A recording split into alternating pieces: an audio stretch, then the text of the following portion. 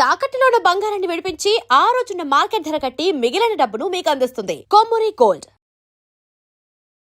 నమస్కారం ముల్లపూడి గారు. నమస్కారం ముఖేష్ అంబానీ గారు. సార్, రాబోయే రోజులలో బంగారం వెండి ధరలు విపరీతంగా పెరిగే అవకాశం ఉందని కొంతమంది చెప్తున్నటువంటి పరిస్థితి. మరి దీన్ని నమ్మాలా నమ్మద్దా అనేది మీలాంటి జాతక విశ్లేషకులు చెప్పాల్సిన అవసరం అయితే ఉంది. సిల్వర్ ఏకంగా కిలో 20 లక్షలు వెళ్ళిపోతుందని, బంగారం తులం 5 నుంచి 4 లక్షల మధ్యలో ఉంటుందని చెప్పేసి అయితే చెప్తున్నారు. ఏంటి సార్ అసలు రాబోయే రోజుల్లో గోల్డ్ సిల్వర్లు పెరుగుతున్నాయా, పెరగబోతున్నాయా? ఈ ప్రిడిక్షన్ ప్రకారం కూడా కొంత మీరు ఎనాలసిస్ చేసి చెప్పే అవకాశం ఉందని కొంత నేను తెలుసుకున్నాను. ఏం చెప్తారు అసలు? బంగారం వెండి ధరలు పెరుగుతాయా, తగ్గుతాయా, స్థిరంగా తటస్థంగా ఉంటాయా? ఒకవేళ తగ్గితే ఎంత తగ్గొచ్చు, ఎంత పెరగచ్చు? మరి ఇప్పుడంతా సిల్వర్ మీద పడ్డారు జనాలు. ఒకప్పుడు అతి తక్కువగా ఉన్నప్పుడు ఎవరు కొనలేదు, ఇప్పుడు చాలా 3 లక్షల వరకు అయితే ఉంది. ఏం చెప్తారు అసలు మీరు? బంగారం కంటే కాస్ట్లీ అయినటువంటి వస్తువుని మన సినిమా యాక్టర్లు నా చిన్నప్పుడే కొన్నారు. ప్లాటినమా? That is platinum. అందువల్ల ప్లాటినం ఉండగా బంగారం ఎందుకు కొంటారండి? బంగారం రేటు 5 లక్షలకి 4 లక్షలకి ఎందుకు పెరుగుద్ది? నేను చెప్తున్నాను చూడండి, 12/12/2027 వరకు కూడా 2 లక్షల రూపాయలు చేయమనండి చూద్దాం బంగారం రేట్ని.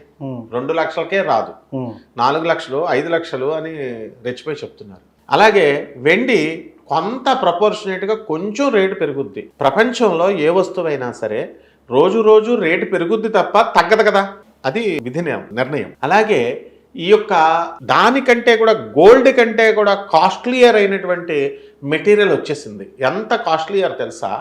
ప్లాటినం కంటే కూడా 1000 టైమ్స్ కాస్ట్లీయర్, అండ్ గోల్డ్ కంటే కూడా చాలా టైమ్స్ ఇది కాస్ట్లీయర్, అండ్ ఐరన్ కంటే, ప్లాటినం కంటే, డైమండ్ కంటే కూడా వెరీ స్ట్రెంగ్త్ ఉన్నటువంటిది అండ్ వెరీ మైటియర్.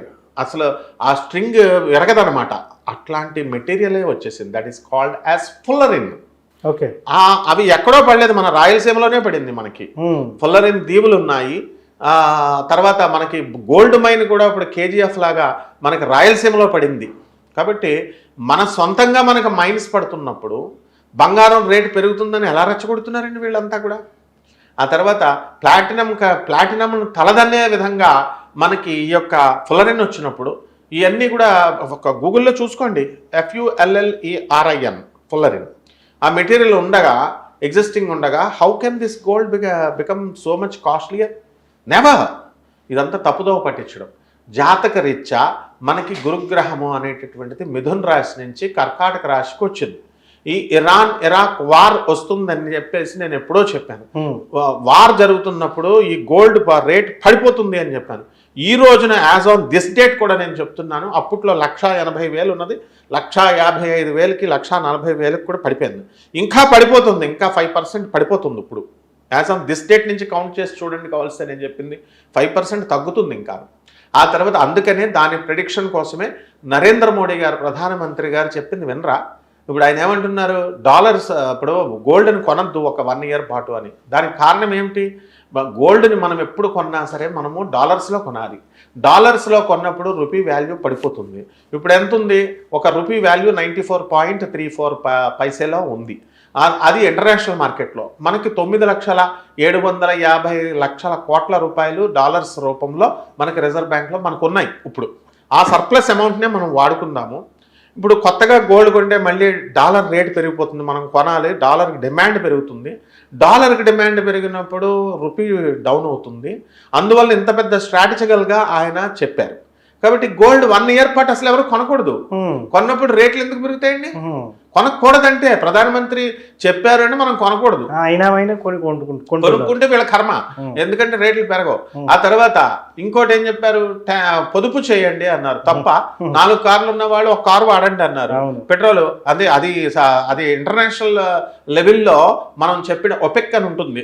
వాళ్ళు చెప్పినటువంటి దాన్ని స్ట్రాటజికల్ గా ఏం చెప్పారంటే, నువ్వు సర్ప్లస్ గా ఈ యొక్క పెట్రోల్ డీజిల్ అనేటటువంటిది పెంచాలి, పబ్లిక్ ట్రాన్స్పోర్ట్ వాడాలి, పూలింగ్ అంటే ఒక కార్లో 3-4 ఫ్యామిలీస్ పిల్లల్ని స్కూల్కి పంపాలి, పూలింగ్ చేయండి. ఈ మెట్రో చైనా, జపాన్ ఎందుకు గొప్ప కంట్రీస్ అయినాయి అంటే వాళ్ళు పబ్లిక్ ట్రాన్స్పోర్ట్ను వాడతారు. బుల్లెట్ ట్రైన్స్ ఇవన్నీ కూడా, ఎలక్ట్రిక్ కార్స్ వచ్చేస్తున్నాయి. ఇవన్నీ ట్రాన్స్ఫర్మేషన్ జరుగుతోంది. ఎట్టి పరిస్థితుల్లో గోల్డ్ రేట్ ఎన్నటికీ పెరగదు, 4 లక్షలు 5 లక్షలు పెరగదు.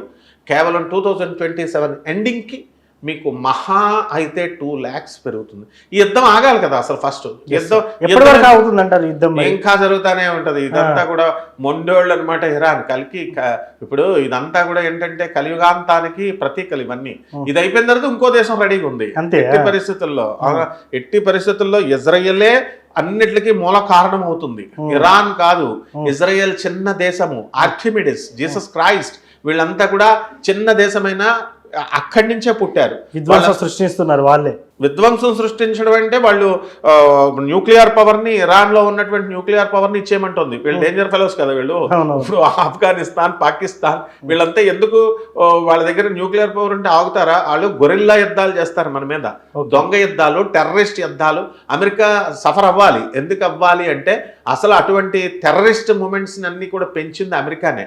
టెర్రరిస్ట్ క్యాంప్స్ ని పెట్టింది. కాబట్టి మనం ఇంతకాలం మనం చేతకాని వాళ్ళు అనుకున్నారు. పహల్గామ్ దాడులతో మనం ఏం చేసాము, మనం ఏంటో మనం చూపించాం. ఎట్టి పరిస్థితుల్లో పాకిస్తాన్ ఇప్పుడు మనం అంటే పాస్ పోసుకుంటుంది. ఎందువల్లంటే మనము ఎక్కడ వాళ్ళ యొక్క న్యూక్లియర్ పవర్ మీద, మన నేవల్ బేసెస్ మీద, ఆర్మ్డ్ బేసెస్ మీద, ఆర్మ్డ్ ఫోర్సెస్ మీద అటాక్ చేసాం, ధ్వంసం చేసాం. ఒక్క పబ్లిక్ని కూడా మనం ఇచ్చేలా. అలాగే ఇరాన్లో ఉన్నటువంటి వాడి ప్రెసిడెంట్ని సుప్రీంని కొట్టిపడేసినట్టు మనకు కూడా ఛాన్స్ వచ్చింది. పాకిస్తాన్ సుప్రీంని, పాకిస్తాన్ ప్రెసిడెంట్ని కొట్టేసే ఛాన్స్. కానీ మనం దానికి చెయ్యం అలాగా. కాబట్టి ఒక 20 కిలోమీటర్ల దూరంలో మాత్రమే మనం బాంబింగ్ చేసాం, మన సత్తా చూపించాం. కాబట్టి ఎట్టి పరిస్థితుల్లో పాకిస్తాన్ అనేటటువంటిది ఇండియా మీద ఎప్పుడు కూడా ఆడదనమాట. కాబట్టి ఆ విధంగా ఈ యొక్క గోల్డ్ కూడా మనకి ఇతర కంట్రీస్ నుంచి మనము ఈ ఇజ్రాయెల్ ఇవన్నీ కూడా కంట్రీస్ ఇలాంటి ఫైటింగ్లు కొట్టుకుంటూనే ఉంటాయి. గల్ఫ్ కంట్రీస్ అసలు మిగలవు, విశ్వంలో మిగలవు. ఎందుకనంటే అవన్నీ భోగభూములు. అమ్మాయిలను ఎత్తుకుపోయి ఒక్కొక్క అమ్మాయిని 20 అమ్మాయిలని పాడు చేసేసి, ఈ యొక్క ఇండియన్స్ని పాడు చేసేసి నడి రోడ్ల మీద అనుభవించి, ఒక దుబాయ్ వాడు ఏం చేస్తాడంటే వాడు ఎప్పుడు కూడా బంకర్లలో దాక్కుంటాడు. ఎంతసేపు కూడా అమ్మాయిలతో పడుకోవాలని, విలాసవంతమైనటువంటి జీవితాలు అనుభవించాలని చూస్తాడు తప్ప ఎప్పుడు కూడా వాడు ప్రోగ్రెస్ గురించి ఆలోచించాడు దుబాయ్లో. అది దట్ ఈస్ అందువలన ఈ గల్ఫ్ కంట్రీస్లో భోగం అనేటటువంటిది ఉంది. కాబట్టి పాతుకుపోయినటువంటి వ్యభిచారం అనేటటువంటిది గల్ఫ్ కంట్రీస్లో జరిగినాయి. కాబట్టి పోతులూరు వీరబ్రహ్మేంద్ర స్వాములు వారు చెప్పినట్టుగా మొట్టమొదట అవన్నీ నాశనం అయిపోతాయి. కాబట్టి ఎట్టి పరిస్థితుల్లో ఇది ప్రపంచ 3rd వరల్డ్ వార్కి ఇది దారి తీస్తుంది. ఈ యుద్ధాలు ఆగవు. నెక్స్ట్ 1 by 1 ఇలా కంటిన్యూస్ జరుగుద్ది. ఈ ఇరాన్ ఇజ్రాయెల్ గల్ఫ్ వార్ ఇది నేను చెప్తున్నాను 3 నెలలుగా ఇంకా జరుగుద్ది. ఆపమరండి చూద్దాం. ఎవరు ఆపలేరు. సో ఈ విధంగా మనకి ఈ యొక్క కలియుగాంతానికి మూలాలు పడుతున్నాయి. కాబట్టి పోతులూరు వీరబ్రహ్మేంద్ర స్వాములు వారు చెప్పినట్టుగా మనమంతా కూడా ఆ డెవలప్మెంట్ ఎంత వెళుతున్నామో ఆ విధంగా నైతిక విలువల ఎథిక్స్లో పడిపోతున్నాం. అలాగే బంగారం కూడా ఎట్టి పరిస్థితుల్లో కూడా పెరగదు. గోల్డ్ కూడా అంతే, కొంచెం స్వల్పంగా పెరుగుతుంది అంతే. So thank you very much sir. మొత్తానికి బంగారం, సిల్వర్ రేట్లు ఎలా ఉండబోతున్నాయి అనేది చాలా స్పష్టంగా చెప్పారు. ధన్యవాదాలు.